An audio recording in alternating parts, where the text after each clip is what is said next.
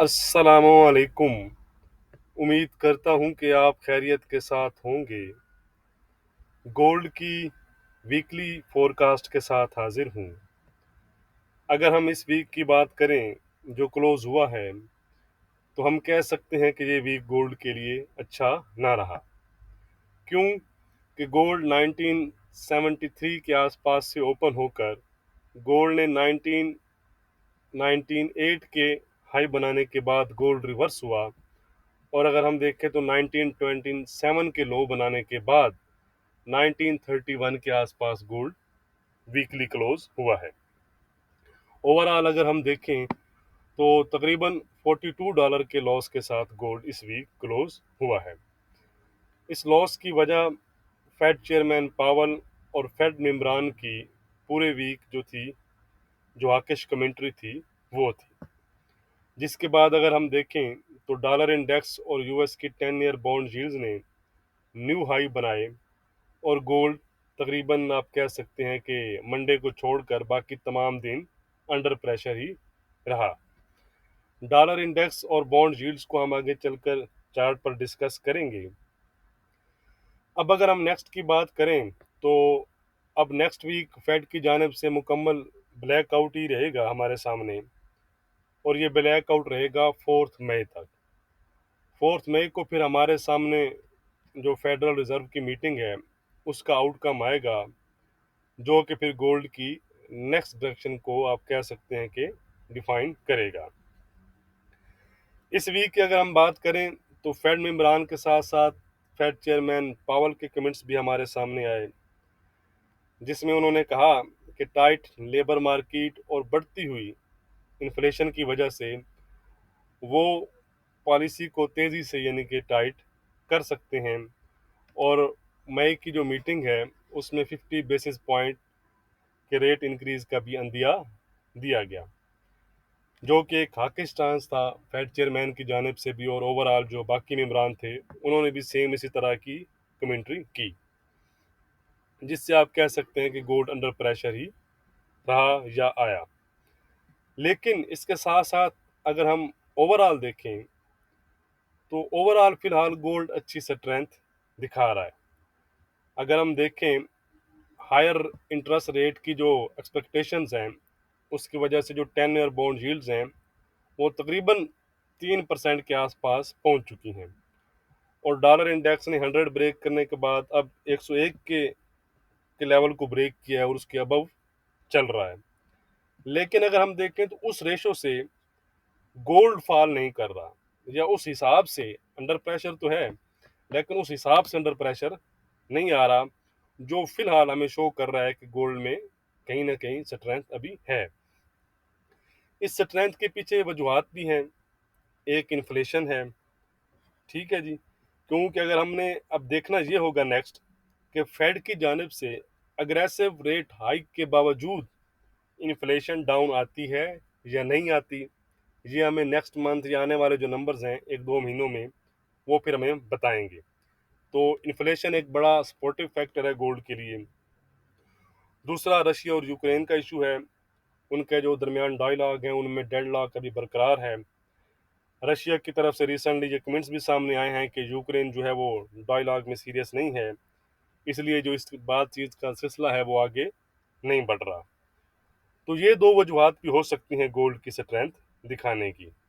बहरहाल ओवरऑल अब हमने देखना ये है कि जो रेट हाइक इंक्रीज है या यूएस की 10 ईयर बॉन्ड यील्ड्स हैं, डॉलर इंडेक्स वो ओवरकम करते हैं, या फिर ये दो जो फैक्टर हमने डिस्कस किए हैं ये गोल्ड को सपोर्ट देते हैं और गोल्ड अपनी स्ट्रेंथ दिखाता है। ये हमें फिर आने वाले दिनों में पता चलेगा। तो चलें जी, हम अब नेक्स्ट की बात करते हैं। सबसे पहले हम कैलेंडर पर चलते हैं और नेक्स्ट वीक के इम्पोर्टेंट इवन और डेटा को देख लेते हैं। यह है जी मंडे, अप्रैल 25। अगर हम देखें तो फ्रेंच में इलेक्शन जो हैं वो फ्रांस में जारी हैं, तो उनका जो आउटकम होगा वो भी यूरो और डॉलर इंडेक्स पर इम्पैक्ट डाल सकता है। इसके साथ साथ मंडे को जर्मन का बिजनेस क्लाइमेट है। उसके बाद ट्यूसडे है जी अप्रैल 26, 5:30 PM पर यूएस के ड्यूरेबल और कोर ड्यूरेबल गुड्स ऑर्डर्स हैं, और 7 PM पर कंज्यूमर कॉन्फिडेंस है और उसके साथ साथ न्यू होम सेल्स नंबर्स हैं। वेडनेसडे की अगर हम बात करें तो वेडनेसडे को यूएस की तरफ होलसेल इन्वेंट्रीज हैं और पेंडिंग होम सेल्स और क्रूड ऑयल इन्वेंट्रीज हैं। उसके बाद अगर हम थर्सडे की बात करें तो थर्सडे को बैंक ऑफ जापान की मॉनेटरी पॉलिसी है, प्रेस कॉन्फ्रेंस है, तो इम्पोर्टेंट रहेगा ये, क्योंकि इनका जो इम्पैक्ट है वो हमें यूएस की बॉन्ड यील्ड्स पर नज़र आता है। ठीक है जी, यूएस डीजेपीवाई को भी अगर आप ट्रैक करते हैं तो ठीक है, तो ये चीज़ें फिर कहीं ना कहीं गोल्ड को भी इफेक्ट करेंगी। इसके साथ साथ अगर हम यूएस सेशन में देखें तो जीडीपी नंबर्स हैं, इंपॉर्टेंट डाटा है, और उसके बाद जॉबलेस क्लेम है एज यूजुअल। फ्राइडे की अगर हम बात करें तो फ्राइडे को यूएस की तरफ से कोर पीसी प्राइस इंडेक्स है, पीसी प्राइस इंडेक्स है जिसे हम फेड की इन्फ्लेशन गेज भी कहते हैं। इसके साथ साथ पर्सनल इनकम और पर्सनल स्पेंडिंग्स हैं, शिकागो पीएमआई नंबर्स हैं, मिशिगन कंज्यूमर सेंटीमेंट और इन्फ्लेशन एक्सपेक्टेशन नंबर्स हैं। तो ये हैं वो डाटा नेक्स्ट वीक के लिए जिन पर आपने नज़र रखनी है। तो अब हम चलते हैं चार्ट पर। सबसे पहले हम डॉलर इंडेक्स और यूएस की 10 ईयर यील्ड्स को डिस्कस करेंगे। उससे पहले अभी तक अगर आपने वीडियो को लाइक नहीं किया तो लाइक ज़रूर कर दिया करें। इसके अलावा मुझे आप फेसबुक और टेलीग्राम पर भी फॉलो कर सकते हैं, दोनों का जो लिंक है वो वीडियो के डिस्क्रिप्शन में मौजूद है। तो ये है जी डॉलर इंडेक्स का चार्ट। अब अगर हम देखें तो ये लेवल हमने लगाए हुए हैं, 101 का लेवल था, वहाँ से रिट्रीट हुआ तकरीबन 9985 के जो था लो बनाने के बाद डॉलर इंडेक्स ने फिर दोबारा अच्छी रिकवरी दिखाई, वही फेड इमरान और फेड पावल की आकिश कमेंट्री की वजह से, और तकरीबन आप कह सकते हैं कि 101.33 की हाई बनाने के बाद क्लोजिंग दी है उसने 101.11 के पास, लेकिन 101 के अबव भी उसने क्लोजिंग दी है। तो फिलहाल जो चल रहा है डॉलर इंडेक्स में वो यही है कि बाय द डिप्स, कि जितना डिप्स मिले इसको, फिलहाल यही हमें नज़र आ रहा है। अगर आप देखें यहाँ से बाय, यहाँ से बाय, फिर यहाँ से बाय, यही चीज़ हमें नज़र आ रही है। तो अब नेक्स्ट जो टारगेट हो सकता है, अगर ये अपनी होल्ड रखता है, तो नेक्स्ट टारगेट जो इसका 102, ठीक 102 के आसपास ही बन रहा है, 101.93 के आसपास, और उसके ऊपर फिर 103 तक भी जा सकता है ये चीज़। ठीक है जी, यानी कि ये ब्रेकआउट हुआ, ये रीटेस्ट, ये चीज़, और फिर ये नेक्स्ट लेवल, फिर इसका 102 और 103 के जो टारगेट हैं ये हो सकते हैं। ऑन अदर साइड अगर हम लोअर साइड की बात करें तो इमीडिएट सपोर्ट इसके पास यही है, ये ट्रेंड लाइन का भी एरिया है, इसके अबव जब तक है तो ये आप कह सकते हैं कि पॉजिटिव ही है। इसको ब्रेक करेगा तो हम कह सकते हैं कि दोबारा से 99 और 98 की तरफ फिर आ सकता है। तो ये अगर अपने अपसाइड को रिज्यूम रखता है, जारी रखता है, तो ये चीज़ गोल्ड के लिए नेगेटिव होगी, और अगर ये डाउन साइड पर आता है, करेक्शन करता है, रिट्रीट होता है अपने हाई से, तो ये चीज़ फिर गोल्ड के लिए पॉजिटिव होगी। अब हम चलते हैं जी यूएस की 10 ईयर यील्ड्स पर। उनको तो हम हमेशा से ट्रैक कर रहे हैं। अब आप देखें यहाँ पर ये लेवल हमने पहले से लगाया हुआ है 3% के आसपास का, उसी के आसपास अभी ये चल रही हैं, 2.90% के आसपास इन्होंने क्लोजिंग दी है।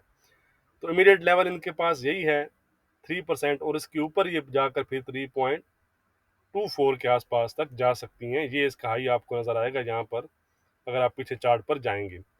अगर इस एरिया को इन्होंने ब्रेक कर दिया तो फिर एक मजीद अच्छा अपसाइड हमें नज़र आ सकता है, जो चीज़ गोल्ड के लिए पॉजिटिव नेगेटिव होगी। ऑन अदर साइड 3.24% के आसपास जाकर ये दोबारा से रिट्रीट होती हैं, तो ये चीज़ फिर गोल्ड को सपोर्ट देंगी। ये इंक्रीज क्यों हो रही हैं, ये मैंने आपको बताया है कि जो रेट हाइक का जो एक्सपेक्टेशंस हैं उनकी वजह से ये आपको मुसलसल इंक्रीज करती ही नज़र आ रही हैं। इनका ऊपर जाना गोल्ड के लिए नेगेटिव है और डाउन जाना गोल्ड के लिए पॉजिटिव है। ठीक हो गया जी। अब हम चलते हैं गोल्ड के चार्ट पर। ये है गोल्ड का डेली चार्ट मेरे सामने। अब अगर हम यहाँ पर देखें तो गोल्ड ने क्लोजिंग दी है 1932 के आसपास। तो इमीडिएट जो सपोर्ट लेवल है वो ये लेवल है। अगर हम देखें, एक तो ये हमारे पास बेस जो इसने बनाई हुई है ये चीज़, यानी कि 1900, आप कह सकते हैं कि 18 से लेकर 1908 का जो एरिया, ठीक है, ये एक अच्छा सपोर्ट एरिया है। याद रहे कि हम डेली के लिहाज से बात कर रहे हैं, इंट्राडे को हम नहीं कर रहे, ठीक है। अगर आप ये चीज़ देखें, ये जो टॉप आपको नज़र आ रहा है, ठीक है, और फिर आप इसका ब्रेकआउट देखें, तो ये 1 मार्च 2022 को ब्रेकआउट हुआ था इस टॉप का, ठीक है। आप कह सकते हैं कि 1908-10 का लेवल जो है। उसके बाद अगर आप देखें तो तकरीबन आज 23 अप्रैल हो गई है, पौने 2 मंथ हो गए हैं, लेकिन उस गोल्ड ने इसके नीचे क्लोजिंग हमें नहीं दी। तो इसके ऊपर अगर गोल्ड रहता है, इमीडिएट सपोर्ट की बात कर रहा हूँ, तो आप कह सकते हैं कि गोल्ड में फिर ये चीज़ हमारा जो अपसाइड का टिल्ट है वो बरकरार रहेगा। लेकिन इसके नीचे अगर क्लोज देता है गोल्ड हमें 1910-8, और इस ट्रेंड लाइन भी हमारी ब्रेक हो जाएगी, तो हम कह सकते हैं कि फिर ये जो टॉप हमारे सामने आ रहे हैं और ये जो लो हमारे सामने, ये जो मैंने मार्क किए हुए हैं चार्ट पर, यानी कि ये एरिया बनता है 1880 से 70 का एरिया, ठीक है। अगर ये गोल्ड इस एरिया को ब्रेक करता है, डेली क्लोज इसके नीचे देता है, यानी कि ये, ठीक है, ये अगर आप हॉरिजॉन्टल लाइन लगाएंगे यहाँ पर, इसके नीचे में डेली क्लोज मिलता है, तो हम कह सकते हैं कि मार्केट 1880-70 और इवन इसके बाद फिर नीचे 1850 और 1830 के लेवल तक भी जा सकती है। ये जो चीज़ आपके सामने है ये, ठीक है, ये ओके हो गया जी। ऑन अदर साइड अगर हम अबव साइड की बात करें, तो ये वाला लेवल अभी भी हमारे पास इंटैक्ट है 1958 या 1960, यानी कि 1960 से ऊपर अगर आप डेली क्लोज दे, तो हम कह सकते हैं कि कुछ पॉजिटिव जो चीज़ें हैं वो फिर गोल्ड में आना शुरू हो जाएगी, या पॉजिटिव जोन में जाना शुरू हो जाएगा, डेली चार्ट की बात कर रहा हूँ। और उसके ऊपर फिर हम कह सकते हैं कि फिर मार्केट 1980 तक फिर जा सकती है। 1980 के ऊपर डेली क्लोज हमें मिले, तो हम कह सकते हैं कि मार्केट 2000 और फिर 2050 और 2076 की तरफ जा सकती है। फिर हमारी इस जो ट्रेंड लाइन है इन दोनों का भी ब्रेकआउट हो जाएगा। तो फिलहाल अगर हम डेली चार्ट पर देखें, तो डेली चार्ट पर गोल्ड हमें फिलहाल वीक नज़र आ रहा है, लेकिन वीकली में फिलहाल पॉजिटिव चल रहा है। तो ये एरिया बड़ा क्रूशियल एरिया है जहाँ पर ये ट्रेड कर रहा है, ठीक हो गया। अब इसी चीज़ को मैं H4 पर थोड़ा सा ले जाता हूँ आपको। ये थोड़े से बड़े एरिया मैंने मार्क किए हैं। अगर हम जब मंडे को इंट्रा डे को डिस्कस करेंगे तो फिर हम उसको थोड़ा सा और शार्ट करेंगे, लेकिन हम वीकली में हैं तो इसलिए मैं थोड़ा सा एक बड़ा एरिया मार्क करके आपको बता रहा हूँ। 1 2 3 ये 3 जोन है हमारे सामने इमीडिएट। अगर नेक्स्ट वीक आप कह सकते हैं कि ये एरिया जो मैं आपको बता रहा हूँ 1918, ठीक है जी, अगर 1918-20 का जो एरिया है वो होल्ड रखता है गोल्ड, ठीक है, तो फिर गोल्ड आपको इसी एरिया में रेंज करता नज़र आ सकता है। इसमें आप मिड में आप ये चीज़ भी कह सकते हैं 1945, लेकिन 1918 से 1960 का जो एरिया है, फिर इसी एरिया में आप कह सकते हैं कि गोल्ड आपको ट्रेड करता नज़र आ सकता है, और इसी में आप बाय सेल कर सकते हैं थोड़े से बड़े यानी कि लेवल के लिहाज से। लेकिन अगर गोल्ड कैंडल इसके नीचे क्लोज करता है 1918 के नीचे, यहाँ पर अगर आप देखें गोल्ड ने क्लोज की इसके नीचे, तो गोल्ड ने लो बनाया 1890 के। यहाँ पर गोल्ड ने इसके नीचे क्लोजिंग दी तो गोल्ड ने लो बनाया 1895 के। यहाँ पर क्लोजिंग हुई, गोल्ड ने लो बनाया 1880 के। तो इसके नीचे जो H4 की क्लोजिंग होगी वो फिर हमें 1907, 1900 और इवन फिर आप कह सकते हैं कि 1880 और 1870 के लेवल तक भी लेकर जा सकती है। इसके नीचे फिर आपके पास ये वाला एरिया होगा। इस एरिया में हम डिस्कस करेंगे इंट्राडे के लिहाज से। पहले इमीडिएट एरिया आपके पास ये है, क्योंकि अगर हम देखें तो शायद जो नेक्स्ट से अगले जो यानी कि 4 मई की मीटिंग है उससे पहले शायद आप कह सकते हैं कि इसी एरिया में कॉन्सोलिडेट भी करता आपको नज़र गोल्ड आ सकता है। फर्स्ट एरिया हमारे पास यही है। ऑन अदर साइड अगर 1960 गोल्ड ब्रेक करता है, ठीक है जी, इसके ऊपर अगर कोई कैंडल क्लोज करता है, H4 की हम बात कर रहे हैं, तो हम कह सकते हैं कि मार्केट 1980 ये वाला लेवल, और उसके ऊपर फिर आप कह सकते हैं कि 1993 तक जा सकती है।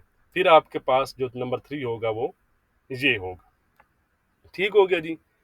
तो बाकी याद रखिएगा कि हम ये वीकली फोरकास्ट की बात कर रहे हैं, सब लेवल जो है वो डेली क्लोज के लिहाज से हैं। तो अब हम देखते हैं कि नेक्स्ट वीक के लिए हमारी रेजिस्टेंस और सपोर्ट क्या है और जो ट्रेंड है वो हमारा क्या है। तो याद रहे कि जो लेवल मैं आपको दूंगा रेजिस्टेंस और सपोर्ट लेवल, ये डेली क्लोज के लिहाज से होंगे, ठीक हो गया जी।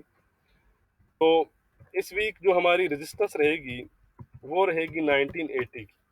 अगर 1980 के ऊपर कोई कैंडल क्लोज होती है डेली की, तो हम कह सकते हैं कि गोल्ड 2002 2020, 2050 और 2076 तक जा सकता है।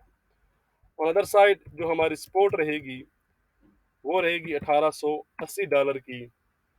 इसके साथ साथ 70 का लेवल भी आप कह सकते हैं, ठीक है जी। तो ये एरिया हमारा सपोर्ट एरिया है।